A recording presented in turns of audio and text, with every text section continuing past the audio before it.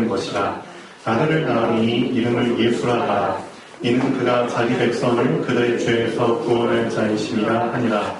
이 모든 일이 된 것은 주께서 선지자로 하신 말씀을 이루려 하심이니 이르시되 보라 처녀가 잉태하여 아들을 낳을 것이요 그 이름은 임마누엘이라 하리라 하셨으니 이를 번역한즉 하나님이 우리와 함께 계시다 합니다. 아멘. 자, 오늘 말씀의 제목입니다. 우리 랩런트들은 꼭 정리를 해야겠죠? 성경 66권 중에 한 권이라도 제대로 정리가 있으셔야 됩니다. 자, 신약의 가장 첫 번째 성경입니다. 마태복음.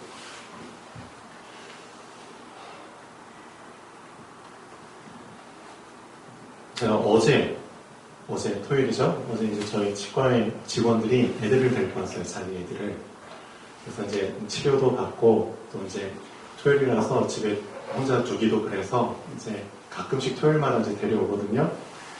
근데 이제 그 효실장 아이들 2명과 이제 만삭이 임신 7개월, 8개월 되어가는 이제 그 직원의 또 딸, 7살짜리 딸이 있는데 아마 보신 분도 있을 거고요.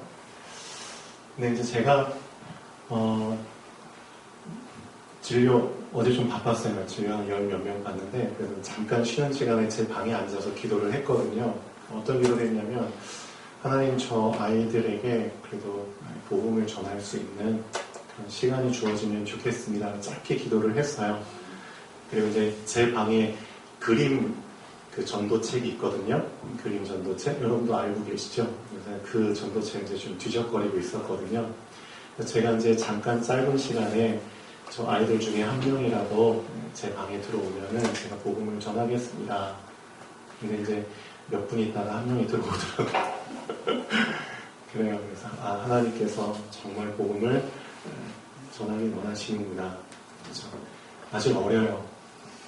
제일 어린 애가 들어왔어. 7살짜리가. 제가 뭐 하나 궁금해가지고 빼꼼 들어온 거예요. 그래서 들어오라고 했죠. 그래서 이제 그 아이한테 그 그림 전도책을 딱 첫 장을 딱 펼쳐서 보여줬는데 첫 장에 어떤 그림인지 아는 사람? 첫 장에 알고 있죠? 자, 제일 큰 글씨 하나님. 자, 하나님의 두 손 안에 남자 여자가 이렇게 안겨있는 모습. 예. 보이시죠? 하나님. 그렇죠? 네. 이름을 딱 보여줬어요. 근데 7살짜리이기 때문에 개념 자체가 안 잡혀 있잖아요. 읽어봐. 하나님. 하나님이 누구야? 잘 대답을 못하죠. 그래서 이렇게 얘기를 해줬습니다. 하나님은 이 세상을 만드신 분이야. 근데 제가 이 얘기를 하면서 이런 생각이 들더라고요.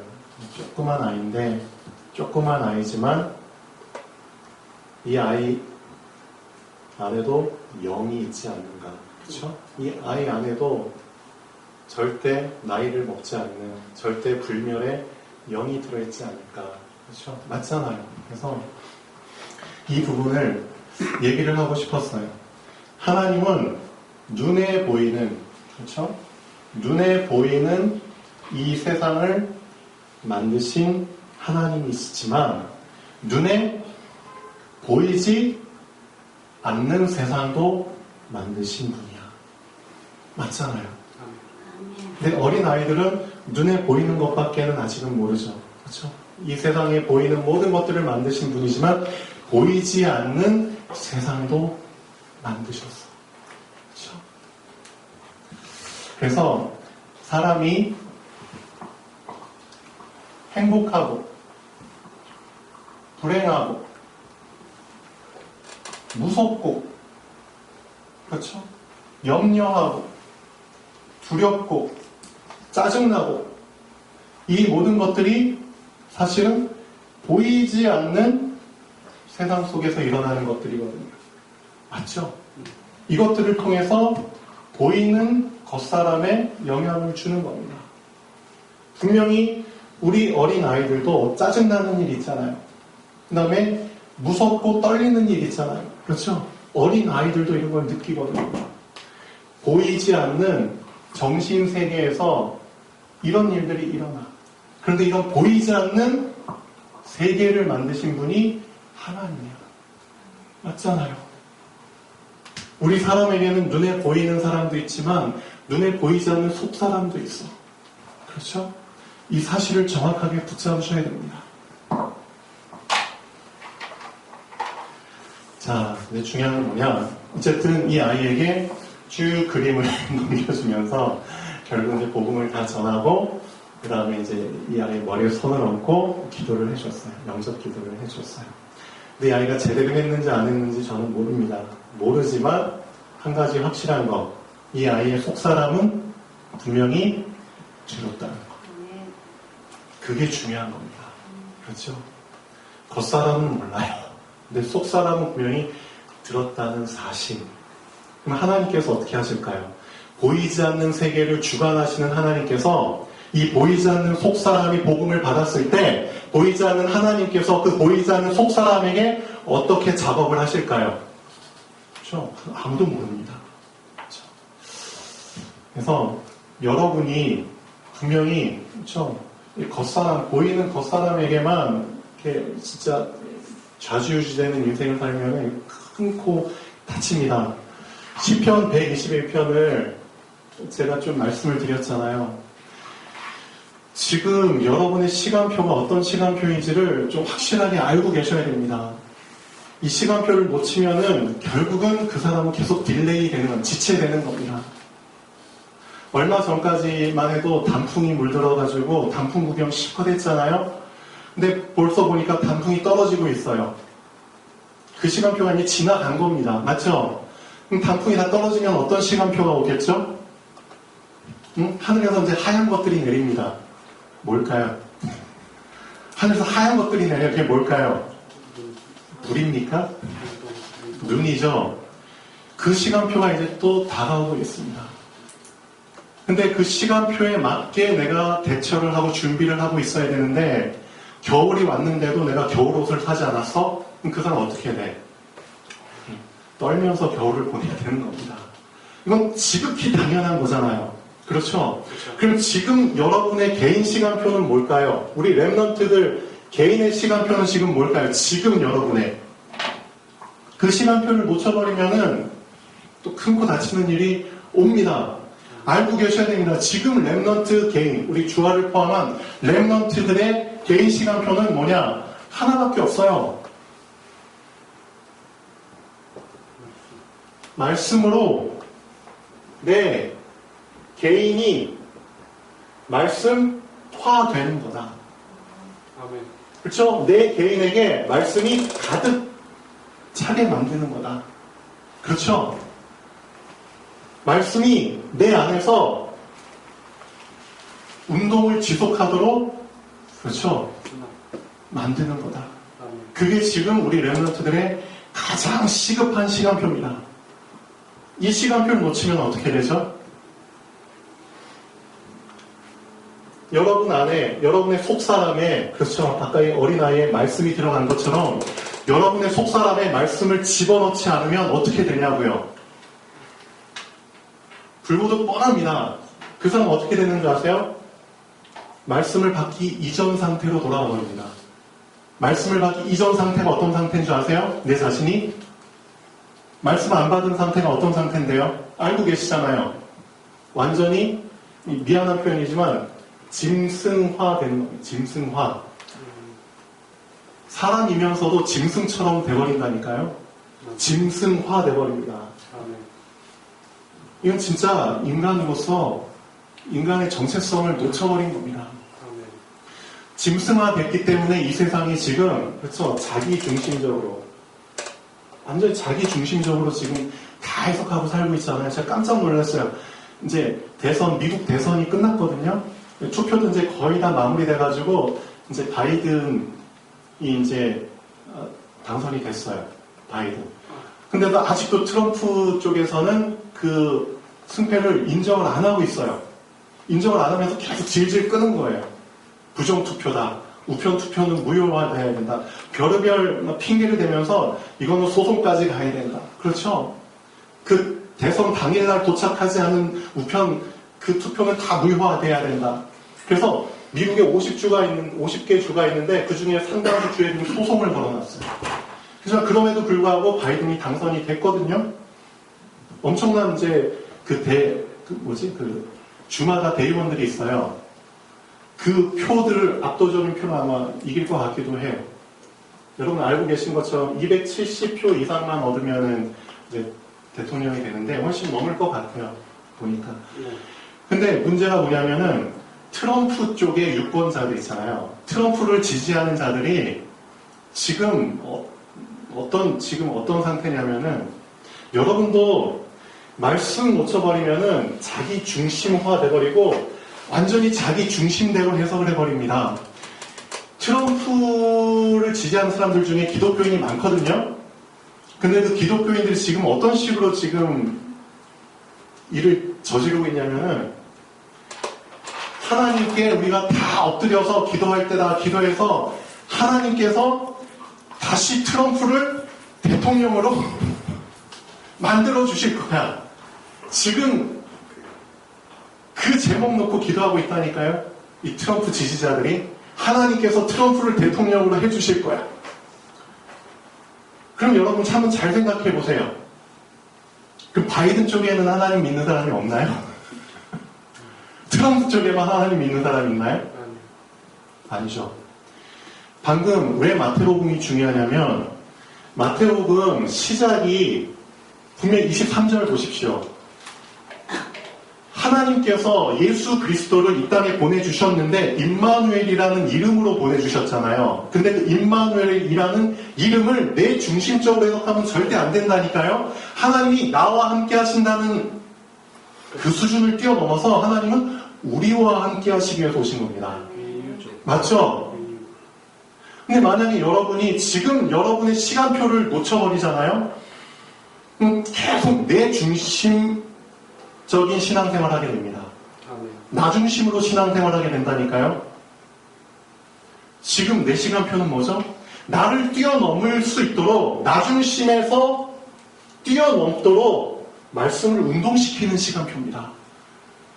내 안에 말씀이 들어오지 않으면 절대 나는 나 중심의 삶을 빠져나올 수가 없다니까요.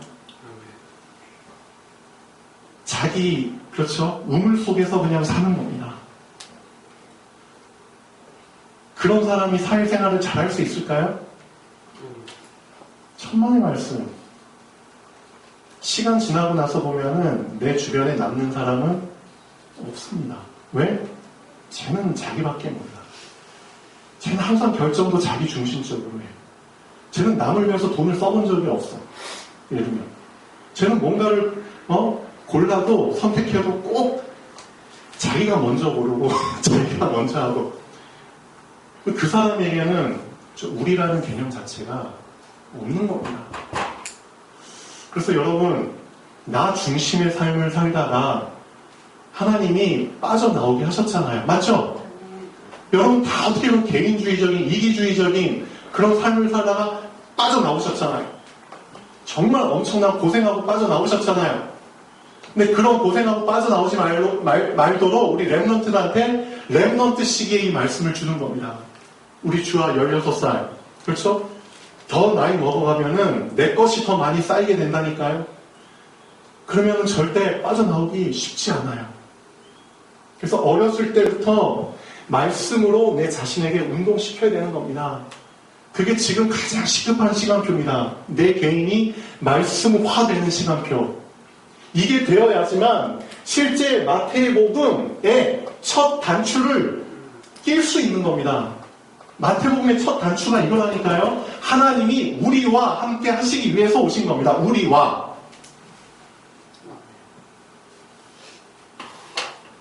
그래서 그렇죠. 우리와 내 수준을 뛰어넘을 수 있다. 나를 위한 삶. 짐승들이 쌓는 성 뭐죠? 바벨탑. 바벨탑 짐승들이 쌓는 탑입니다. 결국 다 무너졌잖아요. 거기에서 빠져나가요. 그럼 그 다음 시간표 뭘까요? 지금 시간표를 알고 있는 사람은 다음 시간표를 준비해야죠. 맞죠? 말씀이 정말 나에게 개인화되는 시간표. 그럼 두 번째 시간표 뭐죠? 그 말씀이 나를 제자로 만드는 시간표입니다. 결국은 다 말씀이 나를 만드는 겁니다. 말씀이 나를 복음으로 만들고, 그렇죠. 복음화되도록. 그 다음 시간표는 말씀이 나를 제자로 만드는 시간표입니다. 결국 예수님께서 이 땅에 오셔서, 그렇죠. 예수 그리스도의 귀한 언약을 누구한테 맡겨주셨는지 아세요? 제자들에게 맡겨주신 겁니다. 왜? 제자들이 그 언약을 실현할 수 있기 때문에. 제가 이따 오전 예배 때 말씀드리겠지만 하나님이 나와 함께 하시는 거하고 오늘 오전 예배 말씀 제목이 내 언약이 너와 함께 있으니 하나님이 함께 하는 것과 하나님의 언약이 함께 하는 것과는 의미가 전혀 다릅니다. 어떤 차이가 있을까요? 하나님이 함께 하셔. 맞죠? 구원 받은 사람에게는 하나님이 함께 하십니다. 근데 하나님의 언약이 함께 하셔. 그건 전혀 다른 의미입니다. 근데 오늘 오전 예배 말씀은 내 언약이 너와 함께 있으니 그 차이가 뭔지 한번 잘 생각해 보십시오. 그러면 말씀이 제자가 된 사람에게는 하나님이 어떻게 하실까요? 그 다음 시간표는 뭘까요? 말씀으로 현장화되는 시간표가 옵니다. 말씀이 곧 현장이 되버려요. 말씀이 곧 현장이 되버려요. 말씀이 곧 현장화 되버려요. 우리가 붙잡고 있는 말씀이 실현이 되버려요. 그렇죠? 우리 현장에서 말씀이 곧 성취가 되버려요. 다니엘의 그런 상황들이 실제로, 그렇죠? 사드락, 메삭, 아벳느고의 그 상황들이 현실이 되버려요. 다윗이 골리앗 앞에 서서 물리쳤던 그 상황이 현실이 되버려요. 그렇게 된다니까요. 말씀 놓쳐버리면 나의 시간표 자체가 없어지는 겁니다. 시간표가 없는 삶, 짐승의 삶. 그렇죠? 짐승들은 시간표가 없어요. 태어나서 그냥 계속 이거밖에 몰라. 저희 강아지 한 마리 키우는데 그놈도 그거밖에 몰라. 뭐밖에 모르냐?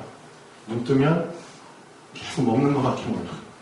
배부르면 노는 거, 자꾸 노는 거밖에 몰라. 진짜 그거밖에 몰라.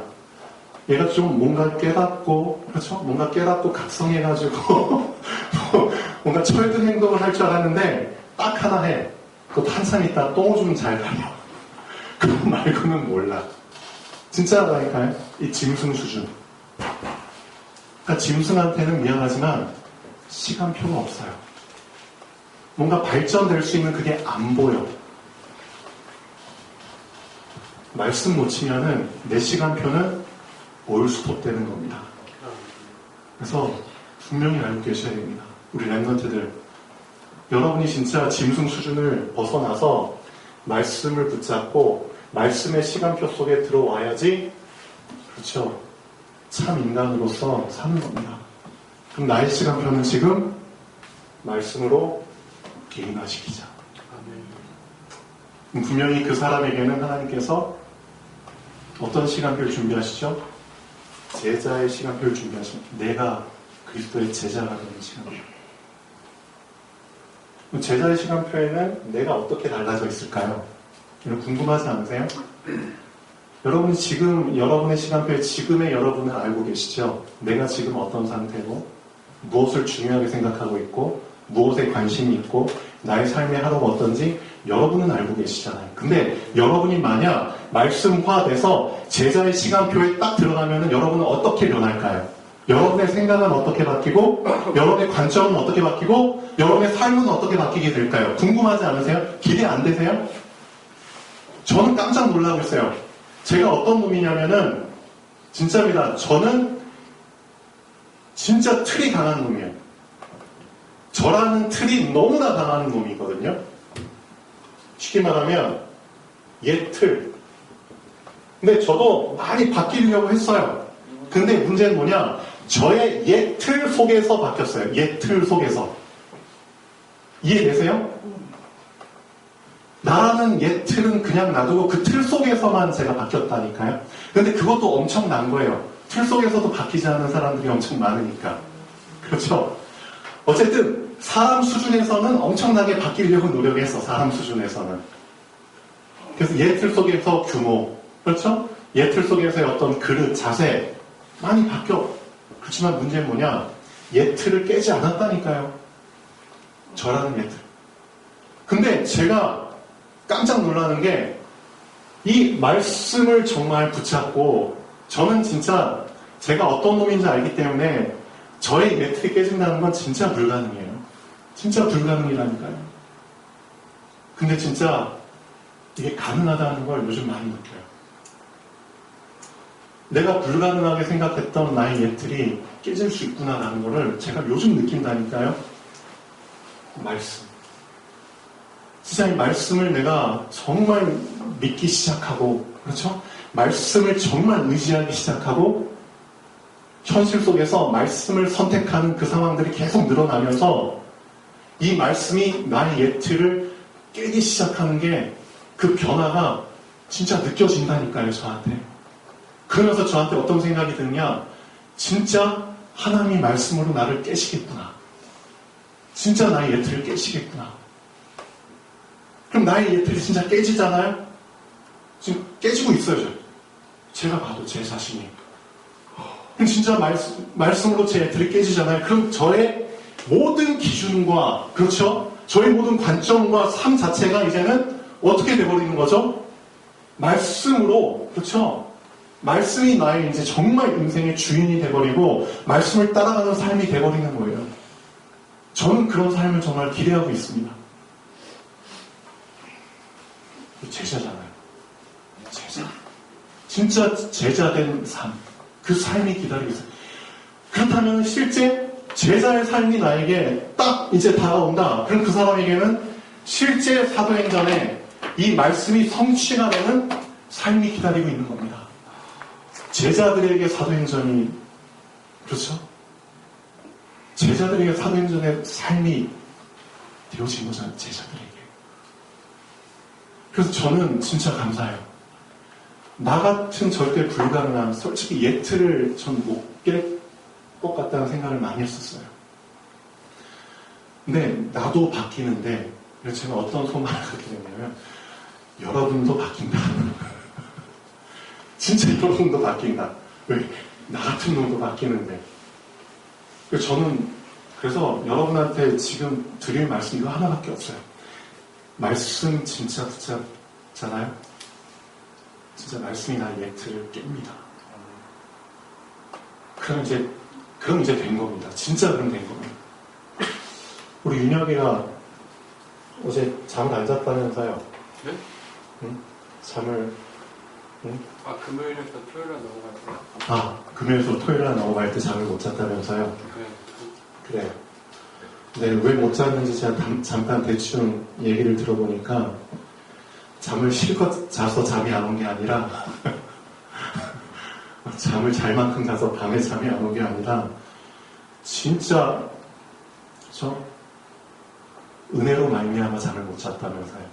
어떻게 보면 말씀에 대한 그냥 뭔가 각성 상태. 네, 근데 약간 군대 훈련할 때 힘들어서 아드레날린 분비되는 그런 게 아니라 뭔가 생소한 상태라.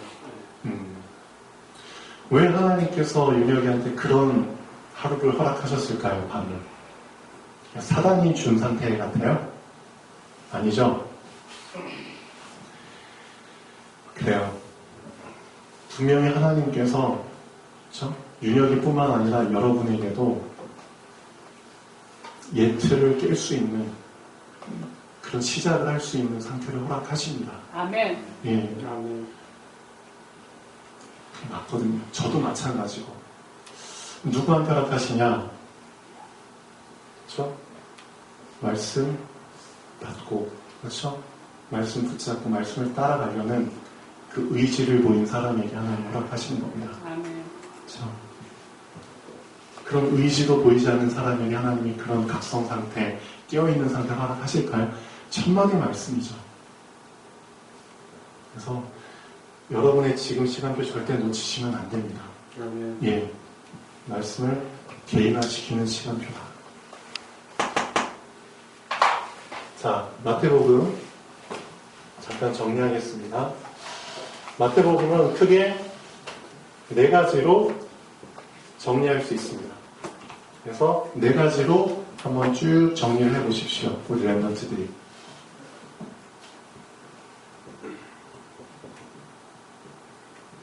첫 번째, 예수 그리스도는 참된 왕으로 오셨다. 그렇죠? 이게 첫 번째입니다. 그리스도가 이 땅에 오셨는데 누구로? 참된 왕으로 오신 겁니다. 이게 마태복음의 첫 번째 단추입니다. 근데 마태복음 1장에 보면은 예수님의 족보 나오죠? 근데 족보상으로도 왕으로 오신 거예요. 족보상으로도 왕족으로 오신 거예요. 육신의 혈통으로도 왕족으로 오셨는데 그게 중요한 게 아니라 참된 왕으로 오셨다니까요. 그게 키입니다. 어떤 왕? 마귀를 멸하는 참된 왕. 그렇죠. 마귀를 멸해야지 임마누엘 되잖아요. 그렇죠. 죄 문제 해결 받아야지 임마누엘 되잖아요. 그렇죠. 하나님을 만나야지 임마누엘 되잖아요. 임마누엘을 이루기 위한 왕. 그 이름 자체가 임마누엘. 하나님이 우리와 함께 하시. 그렇죠. 이 임마누엘을 이루기 위한 참된 왕으로 오셨다는 겁니다. 이게 마태복음 첫 번째입니다. 그럼 참된 왕으로 오신 분은 가르침도 달랐다는 겁니다. 참된 왕의 가르침. 그래서 마태복음 5장부터 쭉 보면은 가르치는 내용 자체가 달랐다니까요. 그래서 여러분 마태복음을 보면서 내가 잘못 가르침 받았던 것들을 다 점검하시고 치유받고 단살이 해야 됩니다. 단살이. 단살이가 무슨 뜻이죠? 그렇죠. 잘못 가르침 받은 거 끊어버리고 사. 버리기 사. 이별. 빠이빠이. 그렇죠. 예수님의 가르침이 세상의 가르침과 달랐다니까요. 참된 왕의 가르침은 달랐습니다. 그 처음부터 산상수훈, 산에 올라가서 주신 메시지 자체가 세상이 중요하게 생각하는 것과 정반대로 얘기하시잖아요. 맞죠? 세상은 부유한 사람이 복이 있다. 부자가 복이 있다. 그렇죠? 건강한 사람이 복이 있다. 근데 그게 아니잖아요. 가난한 자가 복이 있다. 애통하는 자가 복이 있다. 그렇죠? 온유한 자가 복이 있다. 눈에 보이는 거에 갈급한 게 아니라 의에 줄이고 목마른 자가 복이 있다. 그렇죠? 긍휼히 여기는 자가 복이 있다. 마음이 화평케 하는 자가 복이 있다. 청결한 자가 복이 있다. 화평케 하는 자가 복이 있다. 또 심지어 의를 위해서 핍박받는 자가 복이 있다. 세상의 가르침하고는 정반대로. 그렇죠? 엄청나죠? 또 어떤 건가요? 예수님의 가르침은 오직 살리는 것에 중점을 둔 가르침이었다. 무심. 이게 마태복음이라니까요. 참된 왕으로 오신 분이 참된 왕으로서 가르침이 전혀 달랐고, 그렇죠? 그 참된 왕으로 오신 분이 행하신 일도 전혀 달랐죠.